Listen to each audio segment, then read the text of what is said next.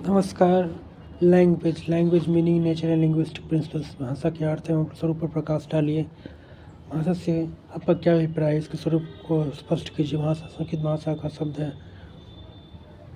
इसकी व्युत्पत्ति भाष धातु से हुई, जिसका सामान्य अर्थ है बोलना, कहना या व्यक्त करना। लेकिन यह बोलना, कहना या व्यक्त करना केवल मनुष्य के मुख से उच्चारित ध्वनियों के लिए ही प्रयुक्त होता है। किसी पशु पक्षी आदि के मुख से उच्चारित ध्वनियों के नहीं। इस अर्थ में भाषा मनुष्य के भावों और विचारों की अभिव्यक्ति का सशक्त माध्यम है। हालांकि मनुष्य के पास अपने विचारों और भावों को प्रकट करने के अनेक साधन हैं। रेलवे में हरी झंडी या हरी बत्ती दिखाकर गाड़ी चलाने का संकेत किया जाता है। कंडक्टर बस को रोकने या चलाने के लिए अलग अलग तरह की सीटी बजाता है। स्काउट अथवा गाइड अपनी बात करने के लिए कई तरह के संकेतों का प्रयोग करते हैं। यह सब सांकेतिक भाषा है। सही मायने में इन भाषा संकेतों, इशारों, चिन्हों की कोई भाषा नहीं कहा जा सकता। भाषा तो भाव और विचार प्रकट करने वाले ध्वनि संकेतों को कहते हैं, जो मनुष्य के मुख से उच्चारित हो या भली भाषा का अर्थ जान लेने के पश्चात उसका स्वरूप समझने से पूर्व विभिन्न विद्वानों द्वारा भाषा की दी गई परिभाषा पर विचार करना आवश्यक है। विभिन्न विद्वानों द्वारा दी गई भाषा की परिभाषा पर एक दृष्टि डालते हैं। महर्षि पतंजलि के अनुसार भाषा वह व्यापार है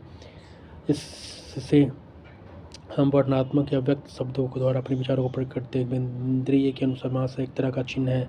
चिन्ह का आश्रय उन प्रतीकों अथवा संकेतों से है जिनके द्वारा मानव अपने विचार दूसरों पर प्रकट करता है। भाषा वैज्ञानिक स्वीट के अनुसार ध्वन्यात्मक शब्दों द्वारा विचारों को प्रकट करना ही भाषा है।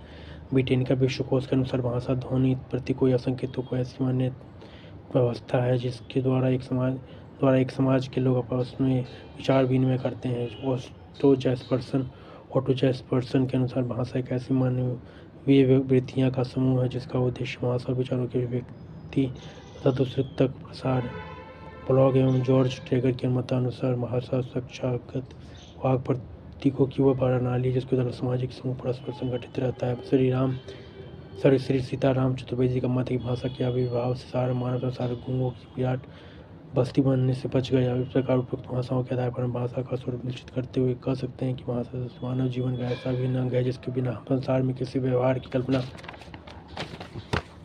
नहीं कर सकते। भाषा ऐसे अमूल्य निधि है जिसके द्वारा से मनुष्य सभ्यता और संस्कृति की सीढ़ियों पर चढ़ता है। आज अनेक प्रकार की उन्नति करने में समर्थ हुआ है। वैक्सोनर ने ठीक ही लिखा है कि यदि भाषा प्रकृति की देन है तो निस्संदेह यह प्रकृति की अंतिम और सर्वश्रेष्ठ रचना है जिसे प्रकृति ने केवल मनुष्य के लिए ही सुरक्षित रखा था। वस्तुतः तो भाषा एक मानवीय कलाकृति। भाषा के कारण ही मनुष्य पर समाज। भाषा के आविष्कार के लिए उसका पहले से ही मनुष्य होना आवश्यक है। हम बोल्ट भाषा की आवश्यकता एवं मनुष्य वैज्ञानिकों के अनुसार मनुष्य की शारीरिक और मानसिक रचना इस प्रकार की विभिन्न प्रकार की ध्वनि उत्पन्न करने में समर्थ है। उनकी वाग इंद्रियां प्राणियों से भिन्न है। इस प्रकार वह वातावरण परिस्थिति उत्तेजना से विभिन्न वस्तुओं के लिए प्रतीकात्मक शब्दों को उत्पन्न कर सकता है।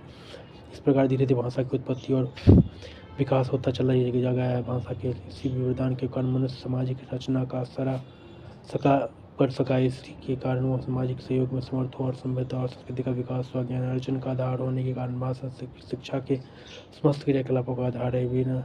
उसके बिना हम शिक्षा के किसी क्रियाकलाप की कल्पना भी नहीं कर सकते। भाषा शिक्षा का सबसे बड़ा महत्व इस बात में है भाषा की आवश्यकता एवं महत्व को निम्नलिखित संकल्पनाओं के द्वारा विस्तारपूर्वक समझ सकते हैं। भाषा संप्रेषण का साधन।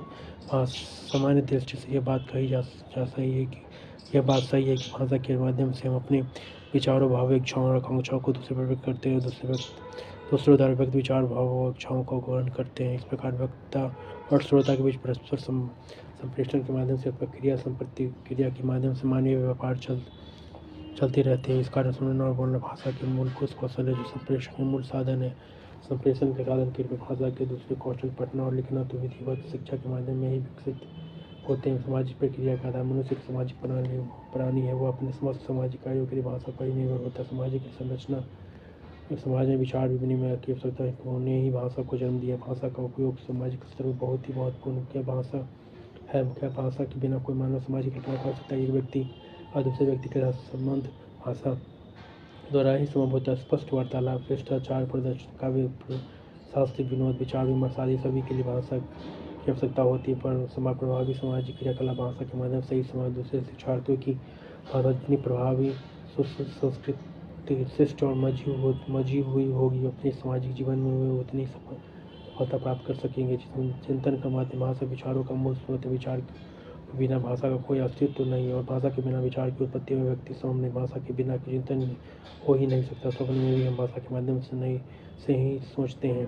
पाणिनि शिक्षा में बड़े सुंदर ढंग से स्पष्ट किया गया है।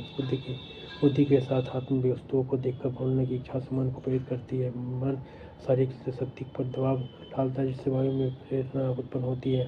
वायु फेफड़ों में चलती हुई कोमल ध्वनि को उत्पन्न करता है। फिर बाहर की ओर आकर मुख के ऊपरी भाग से अवरुद्ध होकर वह वायु के मुख में पहुंचती है और विभिन्न ध्वनियों को उत्पन्न करती है। अतः वाणी की उत्पत्ति के लिए चेतना, बुद्धि, मन और शारीरिक ये चारों अंग आवश्यक है। जिन प्राणी में इन चारों में से किसी की या एकाधिक का अभाव है वह भाषाहीन प्राणी है।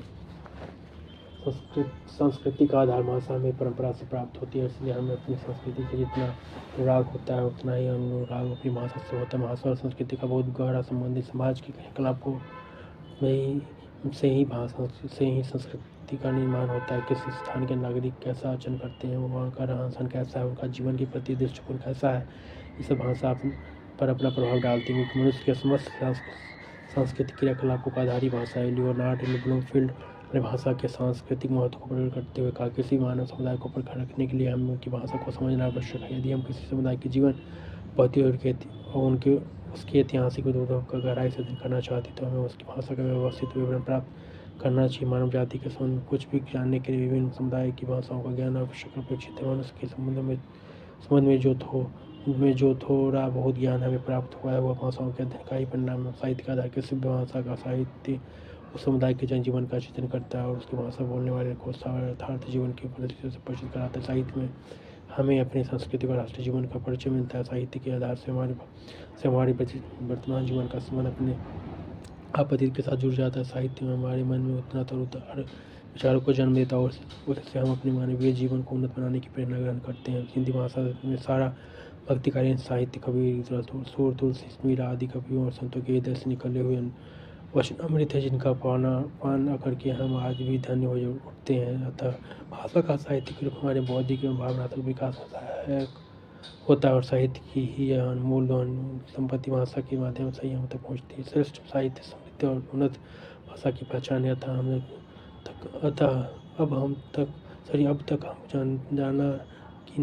अब तक हमने जाना कि भाषा न केवल संप्रेषण के माध्यम बल्कि इसी से हम विचार करने की क्षमता भी प्राप्त कर पाते हैं। भाषा हमारे सामाजिक सांस्कृतिक क्रियाकलापों का आधार है। भाषा में निहित अनमोल साहित्य हमारे वर्तमान के किला जोड़ने में सहायक सिद्ध होता है। भाषा सही सारा बौद्धिक, भावनात्मक और सामाजिक विकास है। भाषा मनुष्य को मनुष्य बनाती है। धन्यवाद।